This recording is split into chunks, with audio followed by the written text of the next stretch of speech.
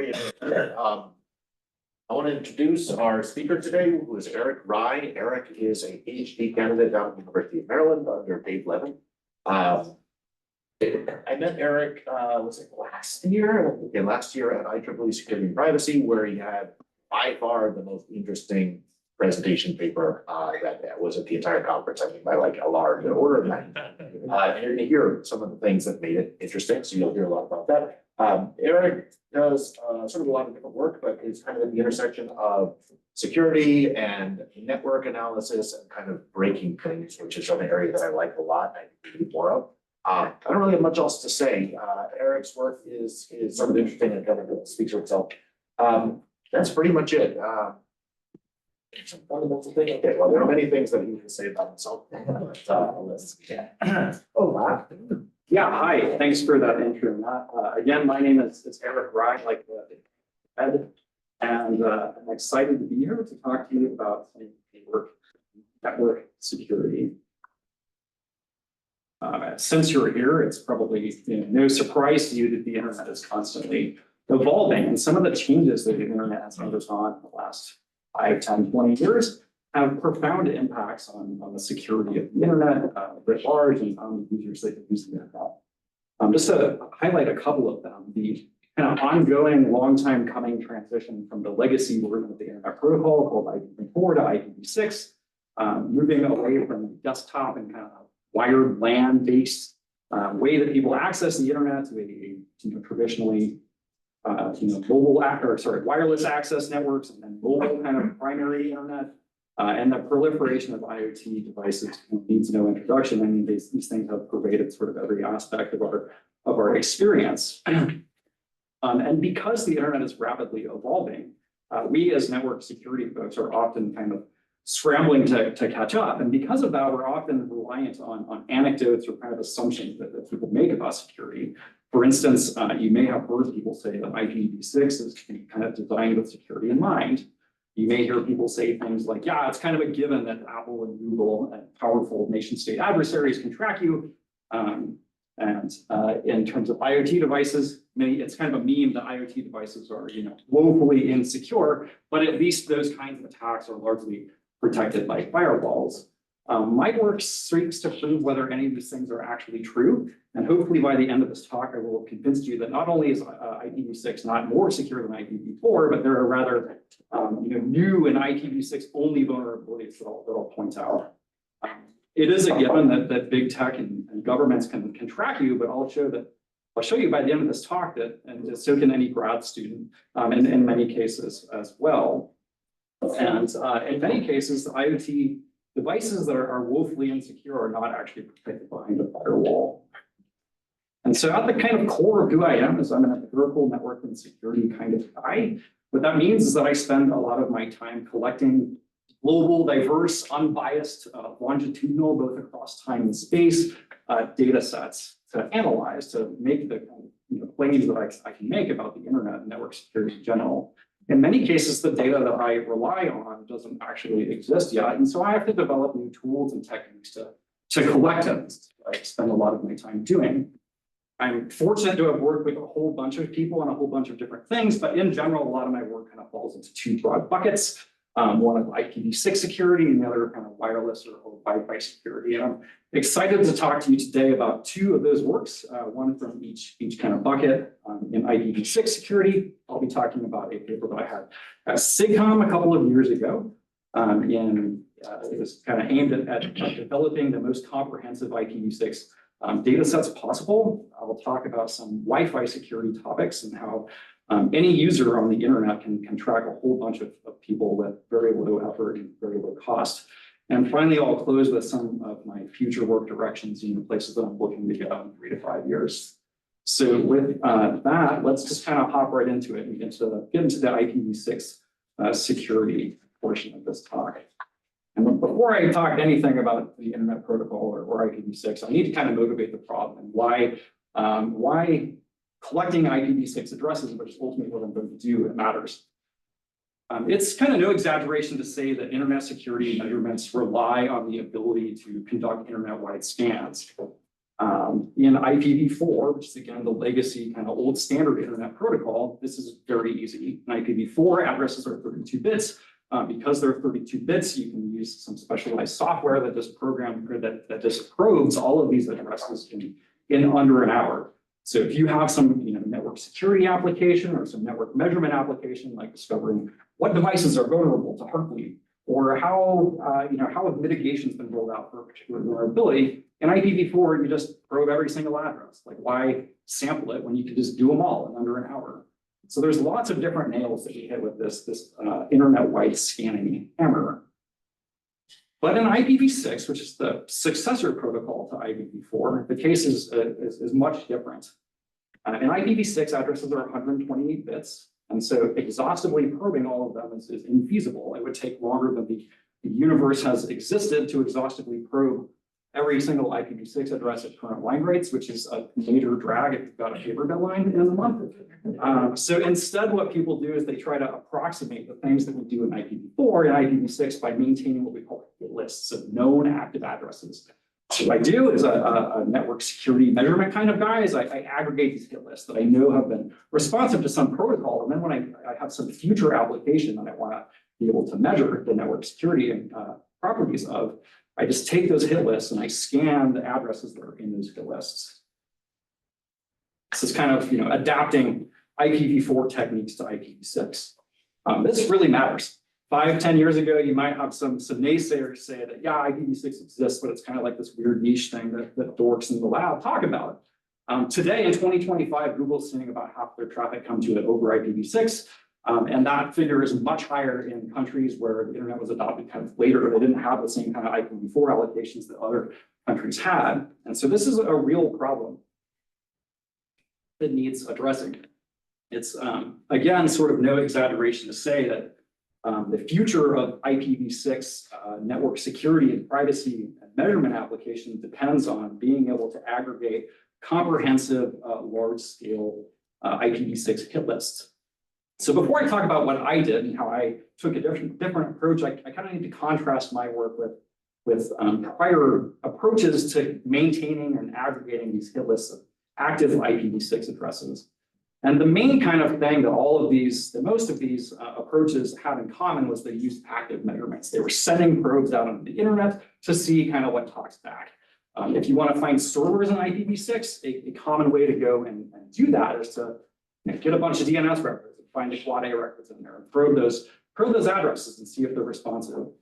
If I want to find core internet architecture that's up and find those addresses, I do large-scale trace routing.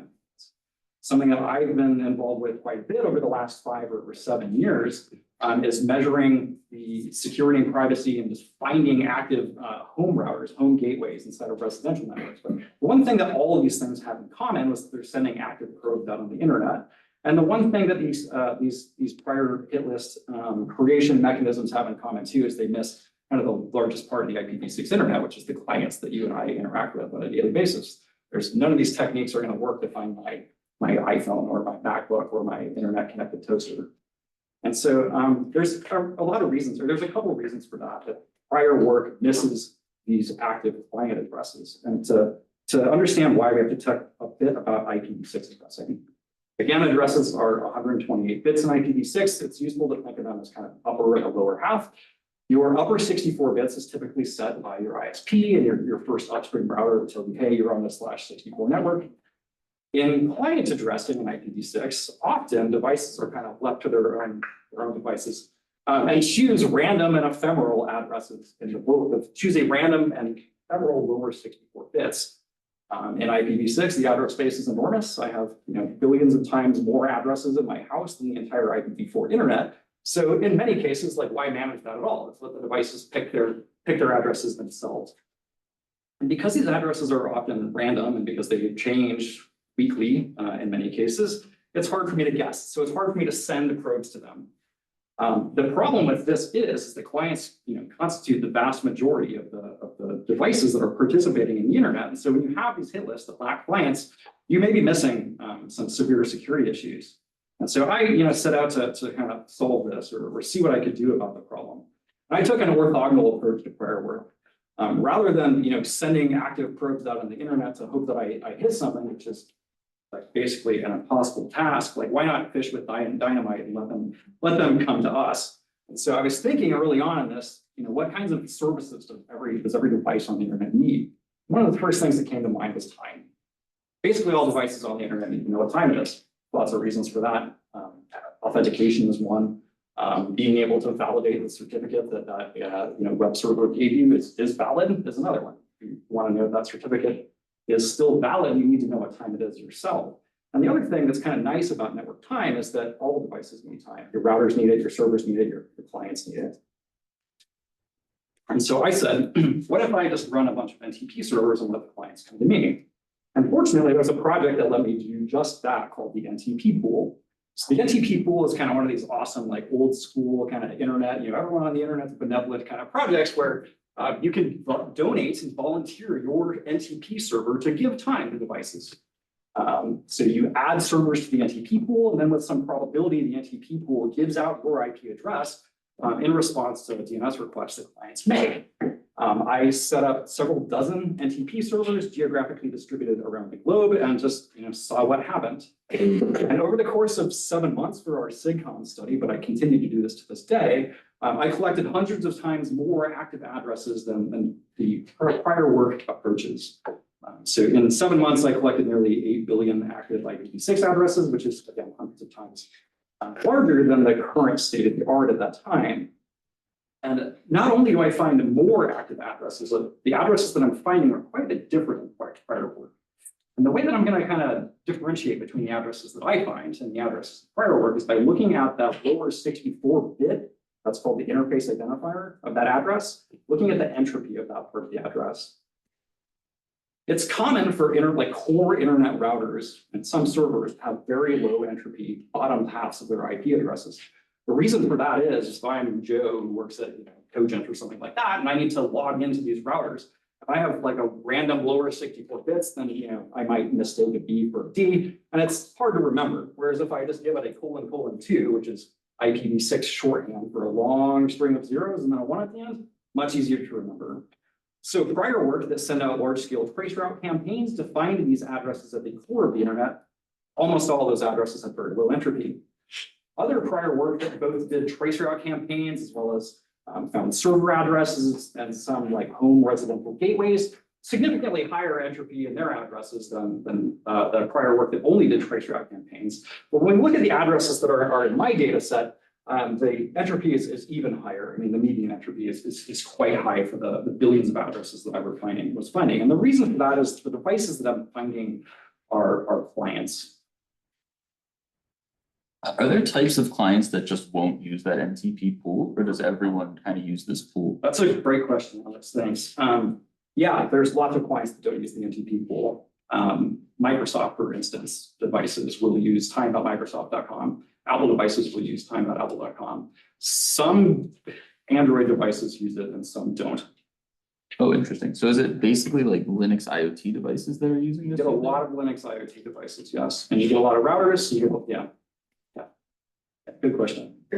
Just to follow that, is that bias and what you get affect anything? Like, because it seems like here you're just trying to discover as many IP addresses as you can. So the fact that it disproportionately is Linux machine, doesn't matter. I'm glad you asked. One of the applications that I'll get to in a second here is like finding home networks and other devices that are inside of them.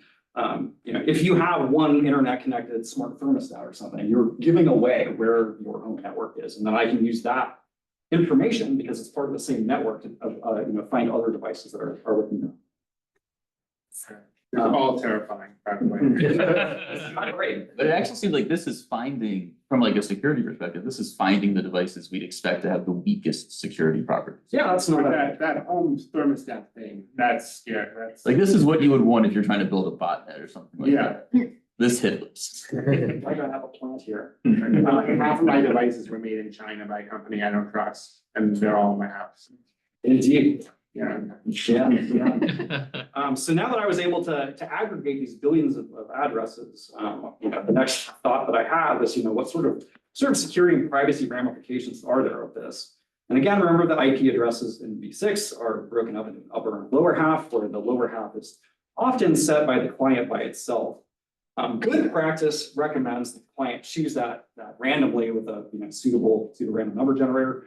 I can talk at length about instances in which we see bad pseudo-random number generators, perhaps. But bad practice and known bad practice for 25 years or so now is to set the lower half of your IP address deterministically using the MAC address of that interface. There's lots of reasons that's bad, right?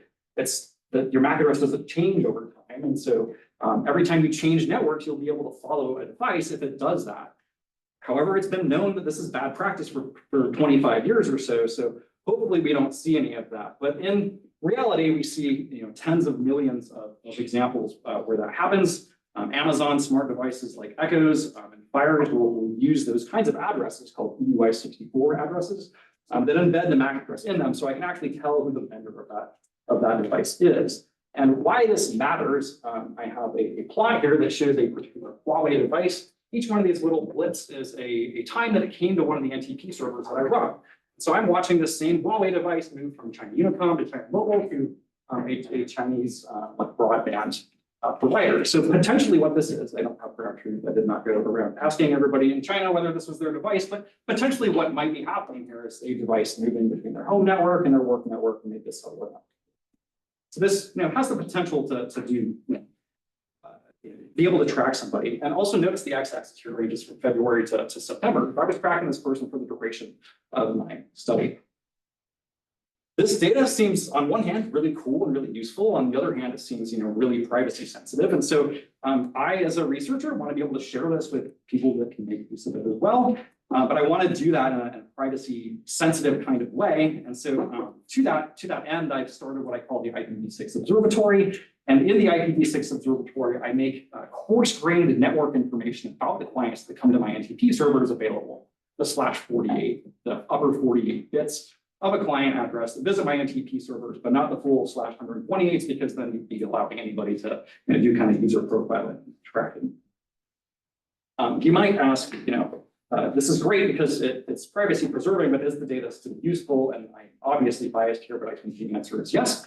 I've started several collaborations with folks at USC to do outage detection. So imagine I have an NTP server and then I stop getting NTP requests from one network. Maybe that's because there's an outage. With some folks at UCSD that are looking at kind of a more niche application. If you stop seeing NTP requests coming from that hospital network, did they get ransomware?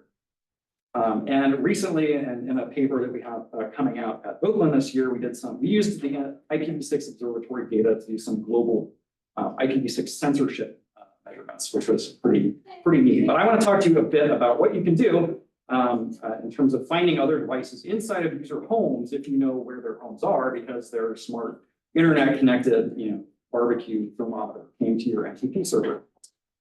Erik, what is the meaning of IPv6 censorship? Yeah. So in this particular study, what we were looking for is we were sending traffic to IPv6 addresses inside of countries that are likely to be censored, and then seeing whether we get block pages back that indicate that they were censoring a particular domain that we embedded in an HTTP header.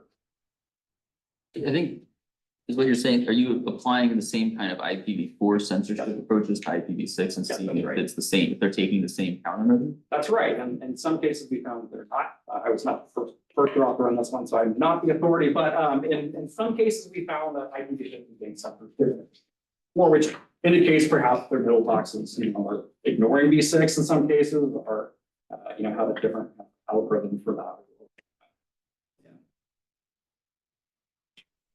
All right, so right. So here's my mental model of a home. We have another question. Yeah, I just wondered, what is every time I see one of these talks, I always wonder, some adversary, some bad actor reads this paper and sets up their own NTP thing, right? Is that Yes, stay tuned. I'm definitely investigating that. okay? Yeah, not in this talk, but for almost certainly that talk. I would put a lot of money on the fact that it is. Yeah. So we gotta be. It's a game theory. Move, counter, move, counter, move. Yeah. So this is my mental model of a home network. We've got some devices inside of a LAN. We've got some home gateway that connects us to our ISP. And I want to contrast kind of the state of affairs in IPv4 with IPv6. In IPv4, it's basically impossible for good network security researchers like myself or bad guys who have a skull on their laptop to probe any devices that are inside of your house. And the reason for that is because of a technology called NAT, network address translation. It's easy for people to forget that this was like something we put on top of IPv4, and the world wasn't always like this, but today it's fairly ubiquitous in home networks. NAT translates public IP addresses that are out there on the big global routable internet into private IP addresses that are inside of your LAN. And that sort of acts as a de facto firewall. It prevents people like me and bad actors from scanning my internet connected printer. There's just no way for me to even address a probe to get there, because routers in between won't route the packet to my house, because these addresses are not globally unique and they're non-routable. The only way in which those devices might be reachable is if you did something like, set up port forwarding to your Xbox or whatever, so that you could reach it from the outside. But in general, that's like not the case in most home networks. In IPv6, NAT sort of goes away. It's like one of the major points of IPv6 is we don't have to do all these address translations.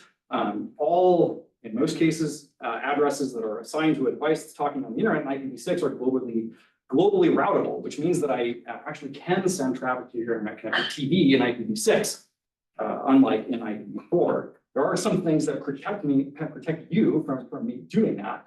Namely, like I said earlier, devices typically choose their addresses in a unpredictable way, and they rotate them over time, which, again, that makes it very hard for me to guess what addresses are inside of your house, but in many cases, there are not. In many cases, devices will either self-assign a low entropy address, or in addition to a high entropy random address, they'll also assign themselves a low entropy address. In IPv6, you can have a zillion IPs assigned to the same interface. That's totally valid. In some cases, home networks run DHCP-v6. That's not as common as it is in IPv4, but it is a thing that happens. And when you have a DHCP server, typically they allocate starting at : : 1 and then moving up from there. And so my insight here was to see if I can identify home networks, because your Alexa is coming to my NTP server, if I could find any of these predictable addresses inside of user homes. And if so, what can I learn about them? And so what I did, kind of the experiment setup here, is I took a bunch of /48s from a week of my IPv6 NTP server, IPv6 observatory data, and I probed a bunch of addresses that are predictable inside of home networks, just : : 1 to : 10. And I saw what happened. And about 70 million devices responded to my pings. I started off with ICMP echoes to see if anything would talk back. And for the ones that were responsive, I followed up with popular port protocol scans to see what they spoke. And so in this plot, what I've got here is each one of these blue bars represents an IP address that was inside like the home networks, : : 1 to : A. I could have done more, but sort of limited by time, how much time I want to spend doing this. And I'm contrasting that with the responsiveness of the IP address on the WAN interface of your home gateway router, which I learned about by having like a traceroute expire at it. And I'm comparing what services are active on the outside on the WAN interface to the services that are active and reachable on the inside of user homes. And what I found is that in some cases, for protocols that are like equally likely to be run by your home router as something inside of the network, we're on the same like order of magnitude of devices that spoke SSH, for instance. When I look specifically at protocols that are only spoken by devices that like should be within your LAN, like a printer, IPP is the Internet Print Protocol. I wrote a cool scanner that will talk to some iOS devices or Microsoft SQL. Like these are things that should not be your home router. If your printer's your home router, let me know because I'm interested in that. But what we find there is like all of the responsive addresses are from addresses that are inside of the home. And we did some TTL analysis and some other things that makes us feel pretty confident that we're actually touching devices that are inside of user homes. Those are iPhones responding to packets from outside my house? Yes, the iPhone, I wasn't going to get into this because it's really gory, but the protocol that I'm touching is a iPhone like wireless sync protocol. So if you specifically enable it, you can sync your iPhone with iTunes without actually like plugging it in. Specifically enabled. Yeah. Yes, so this is like definitely a lower bound than the number of iPhones, but there's some cool properties of it, which I'll get to right now. That protocol leaks which iOS version you're running. And so when we did the study, it was 18.1 was the current, and 18.2, I think, came out in the middle of it. We saw some people that are running the 18.3 beta. You see these impulses at like the highest minor version of major versions, and what that is like iPhone 8, can't get upgraded beyond iPhone 15. Wait, Eric, Great outstanding. Yeah, that's a good point. Eric, are the iPhones using those obviously guessed IP addresses? So they're not using a pseudo-random number? No, more than likely these ones are, so they will. Or did they just get unlucky in their selection? No, I don't think it's that. It's more than likely like they're on a network that has a DHCP6 server. Okay. And in addition to having a high entropy They have ephemeral another- address, they also have this one.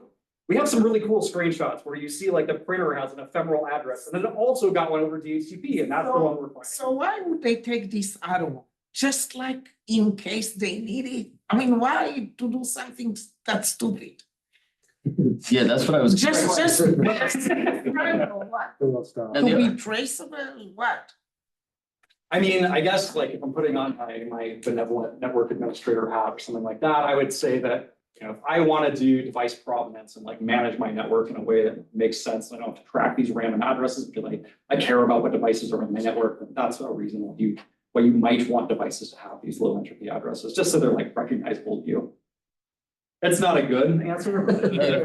Wait, the other question I had is if, so I was under the impression, which could be totally wrong, that in IPv6, because there's no NAT, the best practice was to deny incoming packets unless they match an outgoing Oh, yeah. packet. That is. Is this, so I guess so the one question is, how do we know that these are home routers and not home networks and not like a Comcast business or something like that? And the other question is, are these just like misconfigured, or do you think people turn them off, or were they? All great questions. Yeah, where to start here? When I did the filtering for home networks, I used, the standard sorts of things. I used maximize, connection type. I was filtering for DSL, which I know is going to do some small businesses and that kind of thing. And I'm not arguing that we didn't get some barbershop in there, like we probably did. So in addition to doing filtering for residential, and I also filtered using ASDP, which is like another one of the kind of standard homogeneous things. One of the ways that we're determining that these networks are home networks is a lot of home gateways will use EY64 addresses, and those manufacturers typically line up with like Technicolor or Arcadian or something that's like pretty common like CDE device, yeah. But for sure, there's some false positives. Here's an interesting one. This is very blurry, but this is a screenshot of a DeskJet 3540 all-in-one printer. This is not a like business printer that you put in your university. This is something that goes on your desk. You'll note that in addition to needing to order new color ink, they also have an IPv4 private address 192.168.1.203 assigned to them. So I could not have hit this device over IPv4. I could only have hit this device over IPv6. And then finally, like a last kind of fun example, we found hundreds of these nanoleaf smart lighting systems. You can't read that, but there's an upload file button here where you can upload new firmware to it. So because of this, because I'm able to touch lots of IoT devices inside of people's homes, I am a bit concerned that we may be standing on kind of the precipice of the next generation of IoT botnets. And IPv4, we're often protected from having your internet connected barbecue thermometer or whatever it is from being attacked by somebody from the outside. But in IPv6, in many cases, not all cases, but in many cases, that's not the case. So that wraps up my IPv6 security work. I'd like to get into some Wi-Fi security work. I hope you'll find a lot of that. So as I'm on campus here, walking across Decker Quad.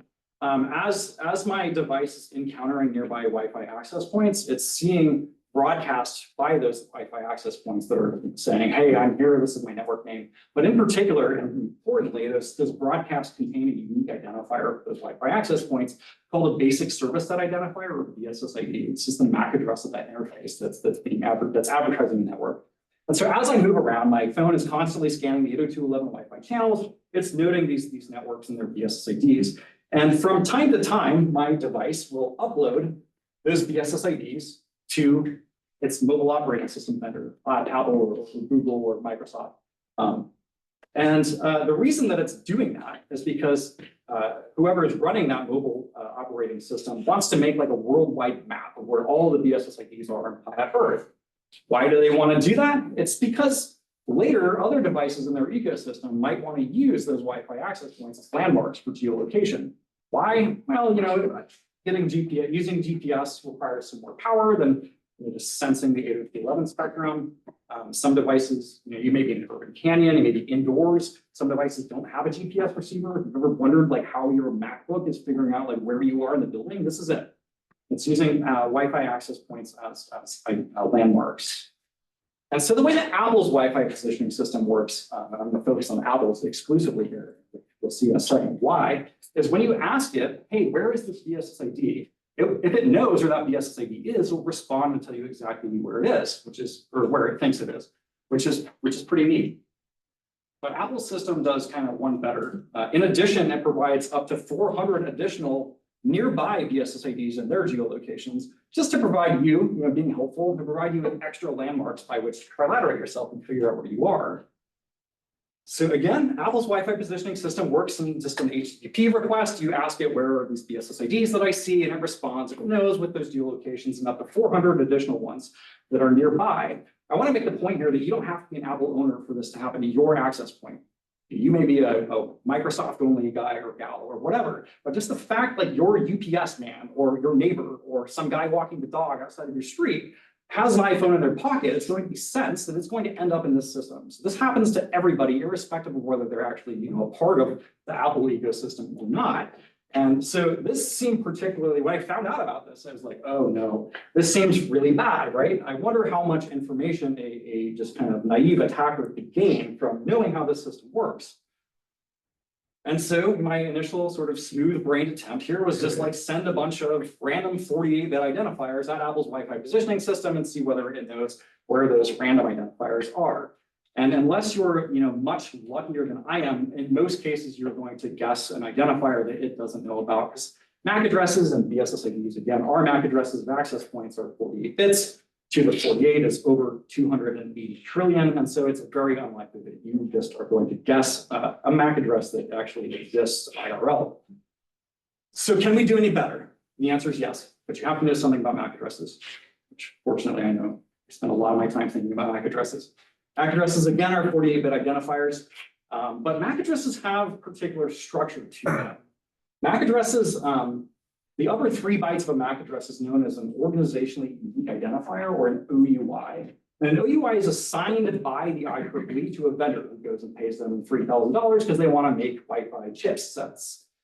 And the IEEE helpfully publishes their list of OUIs, the OUIs that they've assigned to vendors. Lots of them. Cisco owns a bunch. There's a many-to-one relationship here. So Cisco and Apple and Microsoft own a bunch of them. But the TLDR, like the fun part here, is that only 36,000 of them out of the 16 million have actually been assigned by the IEEE to anybody. So the solution here is, rather than just guessing randomly within the 48-bit space, guess randomly, but inside of OUIs that have actually been assigned by the IEEE. Narrowing the search space. In fact, we're narrowing it quite a bit, more than 99.9% by narrowing it that way. And keep in mind that Starlink has an OUI here, because that's going to become important here in a second. So again, knowing what we know now about MAC addresses, we can guess in a little bit more intelligent manner. Like, let's guess random BSSIDs from within Cisco systems OUIs. In many cases, you're still going to guess incorrectly, but with a higher likelihood of success, you're eventually going to end up guessing a correct one. And when you do guess a correct one, you get those additional 400 back as well. So I did this starting a priori with no information other than the IEEE OUI list. After about 24 hours, I'd amassed over 100 million unique BSSIDs in their geolocations. After about 4 days, I'd amassed more than 500 million. The majority of those are coming from this extra 400 geolocations that you get back in addition to the one that you guessed correctly. The next obvious question is, Eric, are these just all in cities or something? Where are these BSSIDs? And the answer is they're pretty much everywhere that human beings live. You can kind of, it's easier to look at the negative space here, right? The Amazon rainforest doesn't have a whole lot of Wi-Fi yet, nor does the Sahara Desert. No, maybe you can try not. But Yeah. got another plant in the audience. But one of the things that was really surprising to us initially is we saw a few BSSIDs in China, but not many. What's up with that? Later, it came to be known that Apple operates a China-specific Wi-Fi decisioning system. It's just at a different endpoint. The data lives in China Unicom, but it is globally queryable and it works in precisely the same way. So as long as you know the endpoint, you can start amassing the data from Apple's China endpoint as well. But who cares, Eric? This is my Wi-Fi router. It hasn't moved in the last 15 years. It's got this on it. Well, I'd say two things to that. First, yeah, my home router hasn't moved in 7 or 10 years either. I agree. But there are many kinds of devices that act as access points. All form factor travel routers, there's a whole slew of these types of things. Many devices that you wouldn't think of as acting as an access point actually do, like Roku's when they're in setup mode will act as an access point. And I think they also do this for like Wi-Fi direct purposes too. Like if you want to screen share your iPhone, your Roku, it's acting as an access point in that scenario as well. In fact, Roku's are the most geolocated device that I have in my data set. But these travel routers are particularly interesting. Many people will take them with them to hotels when they're on business trips or on vacation or military folks on deployment. And when we started to think about devices that move, Starlink was one of the first manufacturers that I spent a lot of time thinking about. People will put Starlinks on their mega yacht. And also, as was just becoming a thing when we started doing our study, Ukrainian military was using Starlink to do tactical command and control, that kind of thing to great effect.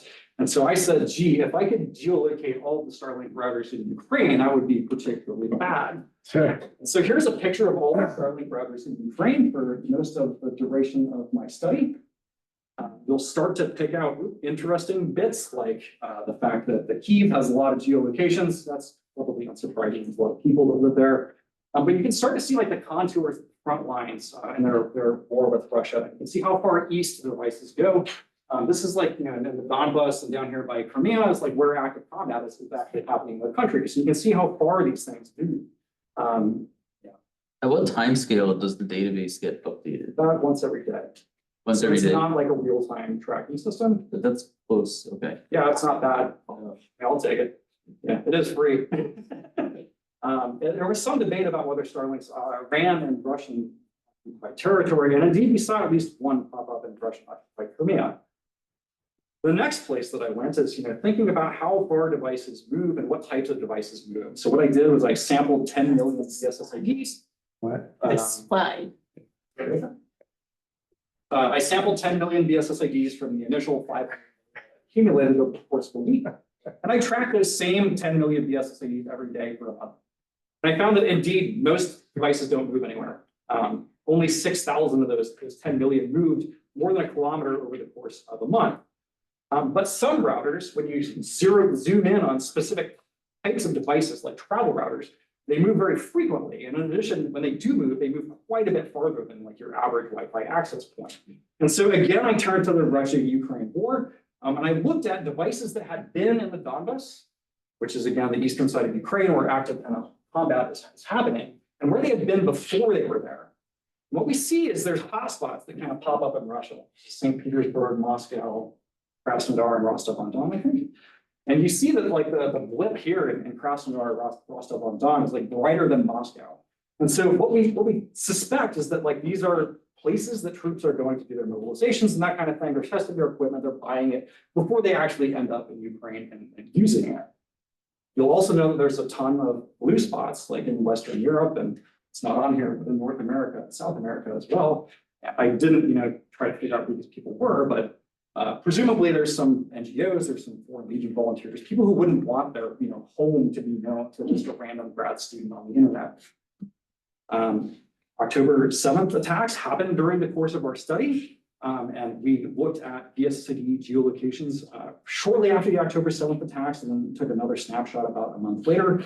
And what we saw is in between that period, Israel had covered in Gaza, as well as began their ground war. And so presumably what we're seeing here is like mass outages, as well as some devices that had just been destroyed. This seems like bad information for a random guy on the internet to have. Don't think that is a controversial statement. And so we disclosed this to Apple back in December 2023, and to some router manufacturers that we looked at as in depth in our study. Apple gave people the ability to opt out by adding some text to their location privacy page. So here is their location privacy page.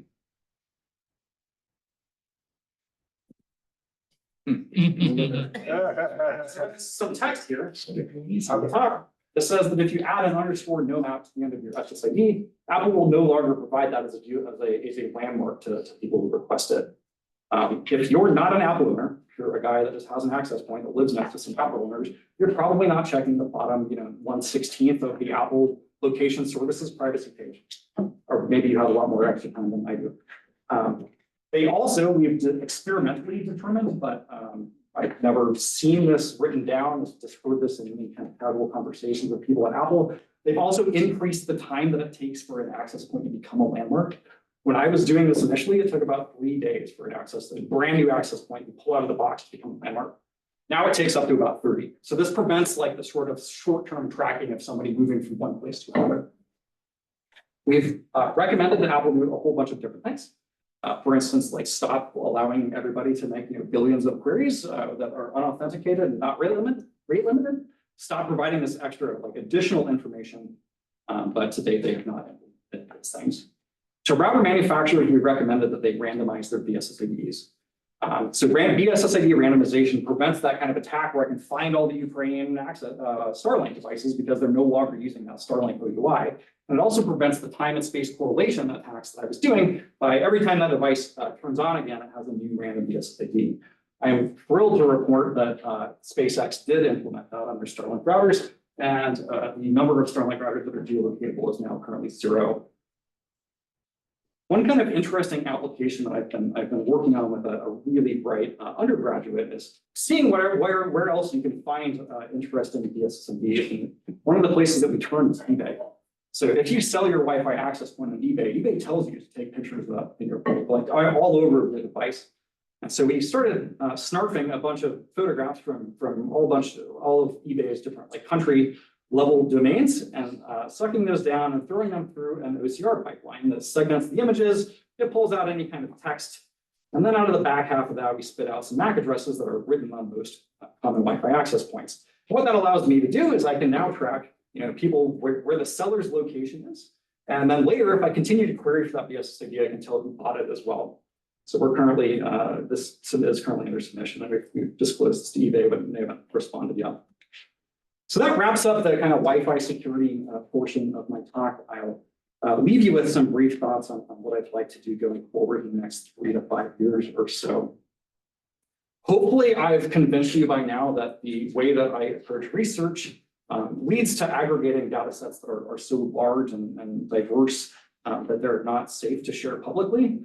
Lots of people have asked me for that BSSID data, for instance, and I don't just give it to anybody, right? That seems unethical to me. Of course, they could just gather it themselves, but notwithstanding. I've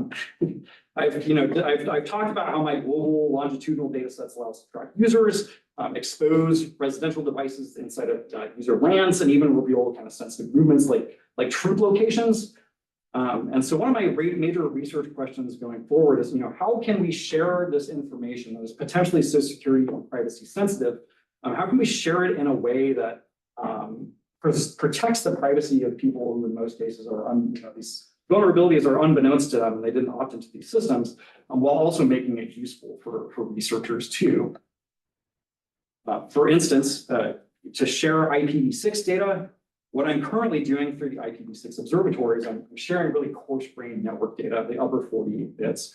But is there a way, using cryptographic hashes and differential privacy, to share that information with researchers that preserves clustering and things that are interesting from a domain-specific point of view that also still prevents someone from knowing what the IP address of your smart baby monitor is?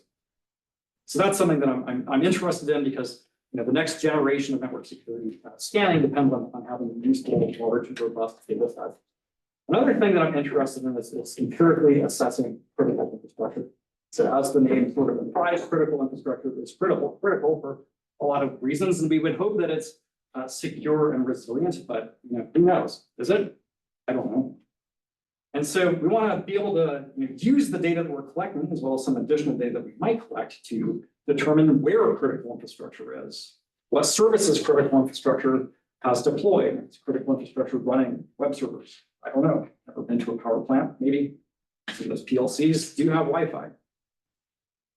And where is critical infrastructure sort of single threaded? What kind of common dependencies do they have that could lead to cascading failures and cascading effects? As kind of a brief foray into this world, I've been looking at particular types of devices that exist in critical infrastructure facilities that happen to have Wi-Fi. So do not ask me why. I don't know. Some ultrasound machines will act as access points. Maybe for setup, I wouldn't have recommended it. Definitely assembly lines and power plants will use kind of industrial Wi-Fi. Having connected IoT devices for food supply at farms is something that is definitely being rolled out as well. And I can geolocate these types of devices through Apple's Wi-Fi positioning system data. For instance, this is a Texas Instruments sonogram machine at some random hospital in Alaska, Wisconsin. You'll find Siemens industrial Wi-Fi devices in all kinds of industrial and factory kinds of setups. This is a Canyon concrete plant. And then this is some sort of like farm, just like mesh Wi-Fi system that exists in some Kansas farm. So hopefully I'm looking to expand on this kind of work, aggregate more, use more data along with it to see if we can just locate and assess the resilience and security of critical infrastructure. So thanks, that concludes my talk. I hope that you found the work that I do interesting and maybe not interesting, scary. Things are generally bad. So I'm happy to take your questions and thanks for listening.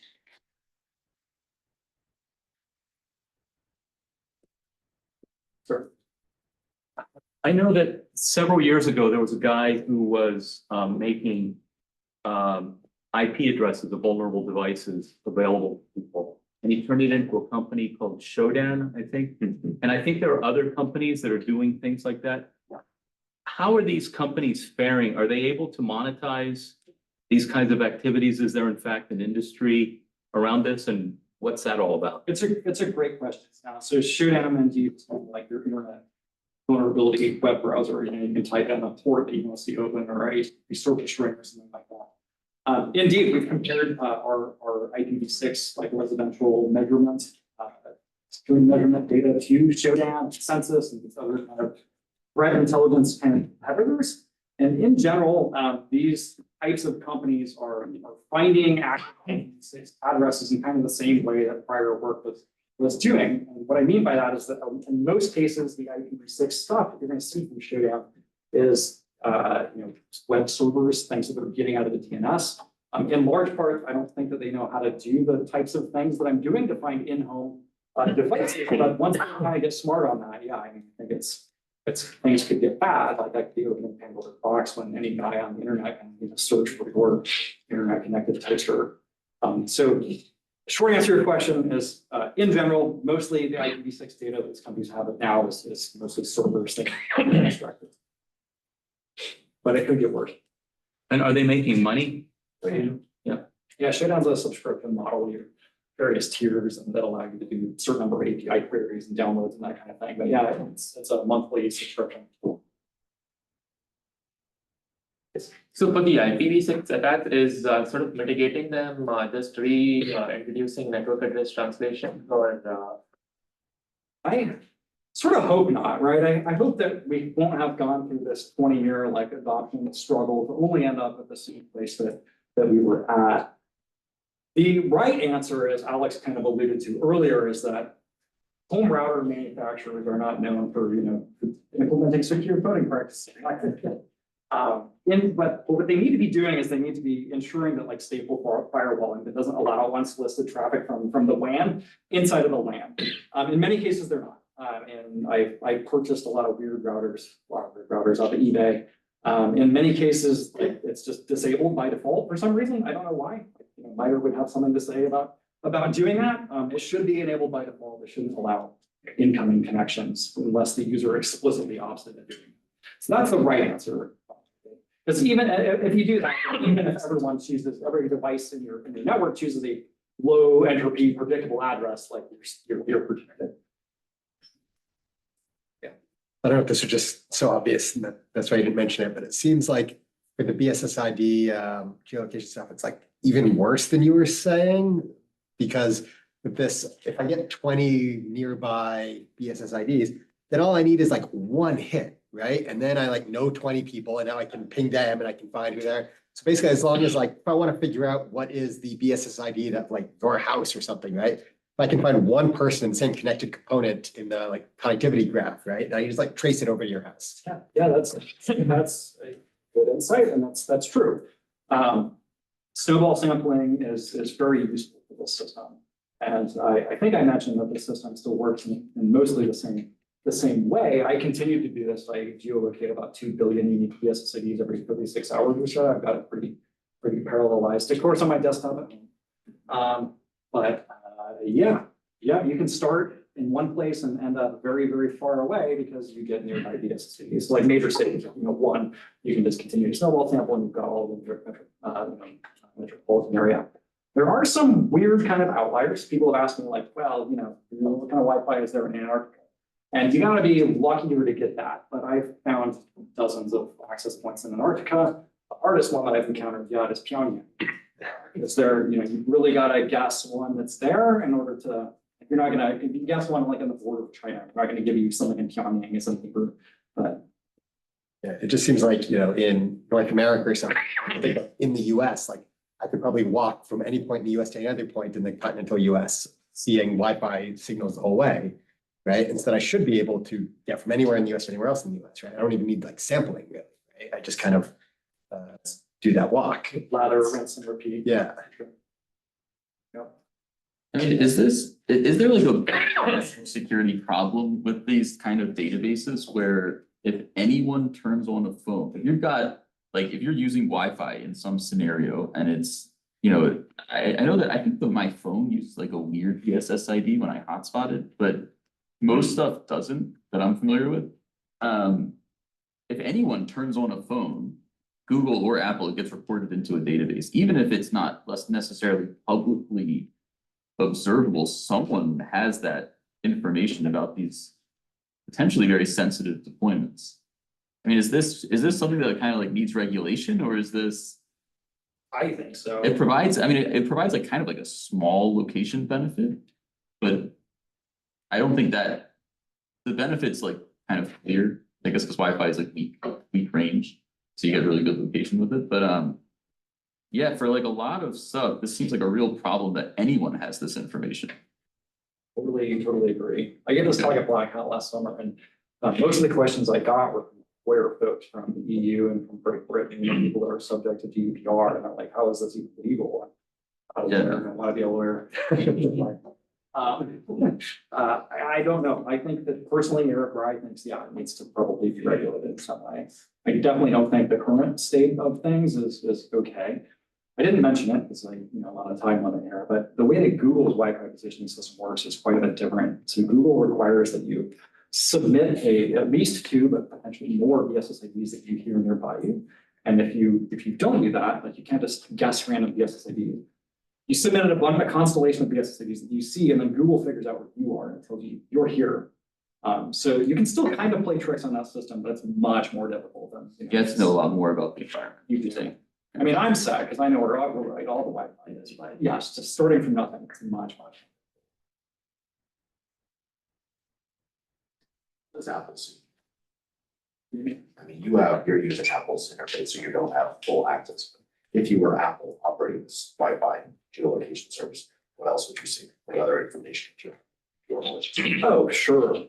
Yeah. So the things that Apple collects from the devices that are reporting things back to it are the network name. So I never see the network name, but Apple knows the network name. That's how it can determine whether to ignore your access point or not.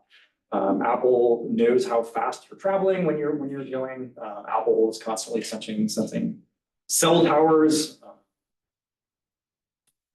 IP address. Apple knows your IP address. Yeah, that's some interesting work that I've been interested in, is like trying to fuse the BSSID and the IPv6 stuff, see if we can start like doing fine-grained geolocation of IPv6 networks, overlapping I've had some work, I had an Oakland paper a couple of years ago that looked at that for specific kinds of IP addresses, but if you're on the phone, if you have all the device, all the information that's on the phone, you can really get some precise geolocation, IP geolocation.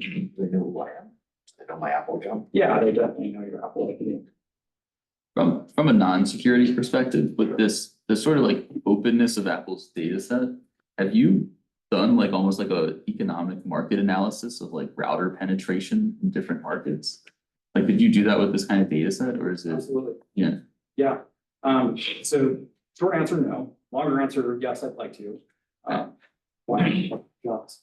But yeah, I mean, you can see it. A cursory, spend 5 minutes plotting where all of the devices that are within like a 5-byte prefix of an OUI. Because here's the thing, right? I make TP links or whatever. I don't ship random TP links out to every continent on the earth. I ship a pallet that goes to a Best Buy in Fresno or whatever, and then Jane and Tom buy them from that Best Buy. And so you can start to see geographic clustering inside of these identifiers that should otherwise not have a geographic component to them. It just sort of happens. So you can definitely detect things like that. Yeah. One, I don't want to take all the questions. But one other, I know you mentioned, I think I forget when you mentioned this to me, but maybe in one of the talks you gave. Then one of the mitigations is randomizing the BSSID MAC address. Yeah. If we do that, it kind of breaks this kind of location ability as well, right there. There is a downside of that. Oh, if Apple's ability to use it as a landmark? Yeah. It doesn't though. If my access points have a crazy random BSSID at my house, as long as it's stable and it's there for a long period of time that's suitable to use as a landmark, you can still use a random BSSID. So it'll stay stable as long as the device is powered on. Yeah, I'm not advocating people rotate it, although I have had people from OpenWRT and stuff ask hey, if I wanted to stay out of the system, how frequently would I need to rotate my BSSID? Never become a landmark. Yeah. Right. So as you've presented this today, it feels like there are solutions looming, whether they're, engineering, clever computer science, crypto, cryptography, I should say. And so forth. And some people have even suggested a few things. Are there inherent trade-offs that prevent that? Or is there something in the way that these things have been designed and evolved? What's the problem here? It just feels like there are solutions. Yeah, it's a great question. And one that I asked Apple people directly. And not saying that I buy this or not, making a value judgment on this, but the things that Apple will say is that this system has been baked into core location, which is the component of iOS and macOS that does geolocation since 2008. Apple originally used a company called Skyhook to do this, but then eventually somebody in engineering was like, hey, why do we need another company to do this? We have the sensor right here. We can make this data ourselves. And as of 2010 or something like that, they stopped using Skyhook as the vendor of this data. Instead, they started to aggregate it themselves. But they kept the Skyhook system, which was this system, sending HTTP post requests to ask questions and get answers back. It's a long way of saying that I think that it's mostly a backwards compatibility thing. What Apple people will tell you is that if they rate limit the number of queries that people will make, they'll start to see a decrease in the performance of their system. They'll say that if they make this authenticated, or they otherwise put barriers to querying the system, that it will break location for people whose devices can no longer be upgraded to the current version of iOS. And what they'll tell me is that location is crucial. It's to many applications on the phone that you wouldn't actually think rely on location, like your grandma ordering a pizza from the Papa John's app or whatever requires that you have location services or what. And so they'll say that it's a usability thing. They don't want to break backwards compatibility. I was talking to Matt earlier about this. It does seem like, and they're not going to tell me, but it seems like they're testing out another system. I can see DNS records for the same endpoint, but with a dash U inside of it. So it seems like they might be workshopping something with the ultimate goal of getting off this current way of doing things. I do know, again, from talking to the private sec people at Apple, that their Wi-Fi engineers like had been pointing out this for like years, saying it's a problem they needed to fix. And they're actually sort of grateful for the paper coming out because it provides some kind of impetus to actually implement the things. So I think there's likely something going on behind the scenes. I don't run a 2 billion device network like they do, so I am willing to give them a little bit of leeway in the fact that it's hard. On the other side of things, it's been over a year and we've seen basically no changes. It feels like the global intelligence community will be very disappointed when things are big. You know, I would pay a lot to like see who is querying this. Sure, you know, many people are interested in ingesting this data. Kind of building up that a little bit, but you know, the first stuff you talked about NTP pool and how it's kind of a lot of Linux things because, you know, Apple will go to time.apple and Microsoft will go to time.microsoft. So, I mean, in terms of solutions, this kind of suggests, you know, you joked about NTP pool being from this like, you know, utopian version of the internet where everyone's helping out and we're not concerned about security. I mean, this like suggests one solution of like, let's centralize everything, right? If we have time.apple and time.microsoft, like, okay. You're just sending everything to Apple. Right, exactly. So like, it seems like one solution to a lot of this is like, make Apple do stuff correctly, make Microsoft do stuff correctly, right? And then like, make everyone go through one of the big vendors. And that really gets even further away from the, you know, utopian internet of we're all, you know, decentralized and helping out and anonymous and whatever. Yeah. Is that a solution that people are contemplating? Is that a good solution? Like, is there a pushback? Can we push back on this? It's a good question. I don't know whether anyone is contemplating this. I mean, a lot of IoT devices end up in it because they've forked Linux 2.6 or whatever, and this is like just the default Linux time server 20 years ago. So I guess the solution would be for like, you know, rather than Linux 2.6 or whatever, they'd be using, I don't know. I'm not sure that you can ever get like the Wi-Fi barbecue vendor to change their time server inside of the guts that are operating. They probably don't even know what it is, right? Yeah, some of this seems like it's gonna have a really long tail and it's just like very deeply kind of baked and ossified. Yeah, but like you could imagine, I don't know, if you don't like Microsoft or Apple, like I don't know, ICANN or someone deciding we're gonna run an NTP server and from now on, everyone's gonna get like our like. That's a good point. And like it's central, it's not Apple or Microsoft, it's maybe ICANN, which maybe you trust more, but it's still like a centralized thing, which kind of on the internet is bad, kind of, right? It's like running a cryptocurrency exchange. Yeah. And then one day it's all gone. Yeah. I mean, it seems like that's kind of an easy-ish solution, but kind of a unsatisfactory one from the internet design point of view. I agree. And I think it would take, you know, decades before everyone kind of migrated over there, yeah. I'm sorry, I left the question. Oh, sure. Is DNS poisoning to then cause you to go to the wrong NTP server also an option? Have you thought about that? This is, yeah, definitely very interested in the NTP pool. The way the NTP pool works is there's a geographic component to it. So the NTP pool knows where my servers are, and that's why I run them in like 30 different countries. Is because if I run an NTP pool server in South Africa, like US clients generally are not going to go there. What the NTP pool is doing when it gets a DNS request from a client is it's using IPv location that's saying, okay, you're in South Africa. Here is the list of South African NTP servers that I run. So yes, I have some work that I'm interested in to like get the NTP pool to think that you're somewhere else that you're actually not. But another kind of related attack is that in some countries, the number of IPv6 NTP pool servers is very low. So for instance, like the UAE comes top of mind, there's only like 4. And the NTP pool also allows you to toggle like how much traffic you would like. And so if you add like a new NTP server to a country that's like fairly low numbers of NTP servers, you can end up getting like the vast majority of NTP pool traffic from that particular country.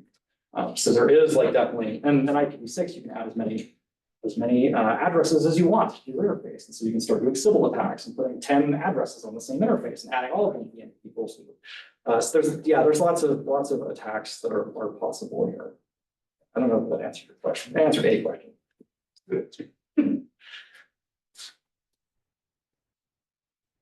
I'm like positive it would have to be over time. I really appreciate the questions of everybody listening. This was a lot of fun. I'll be around, so you can continue asking.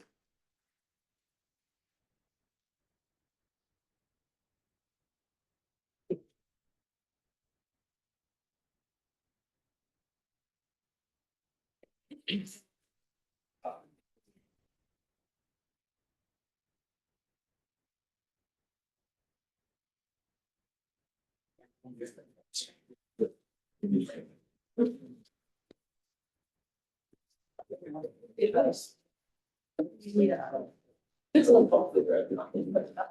I'm on your schedule. I think it's.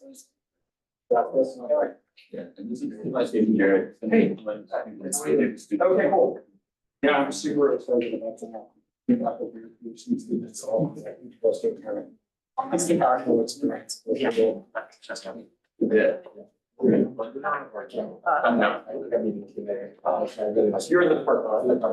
You're right. I mean, that's I tried something like biology. Yeah, I used to learn on the internet. I remember being shocked when I was in cat school and I had seen that. You're not gonna get measure. Yeah, It's happening. But. But I think I'm just old enough that I'm behind a lot of the like, decentralized, utopian and kind of new style philosophy. That kind of all the centralization. Very impressive. But that's too much solution on security stuff. And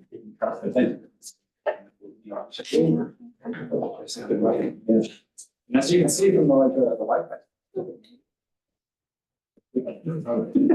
Yeah, thanks for that. Mike, right? Yeah. I don't care. I don't know a lot of what I'm trying to do or not. Like, didn't see it.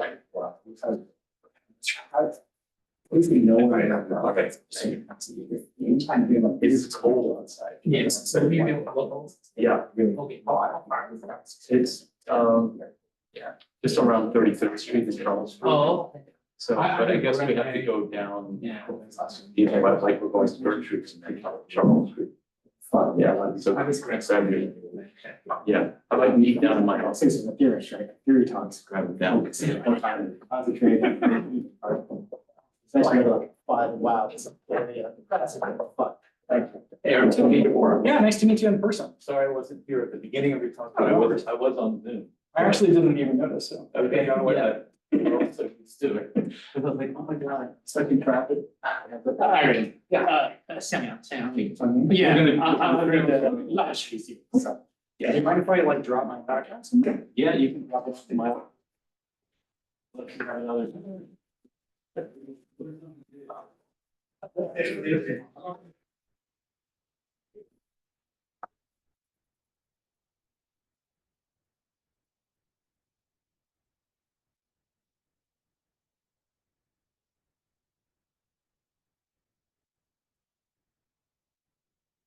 Hey, hey, I need some more coffee. Yeah, fine. No, I'll be quick. Take it off.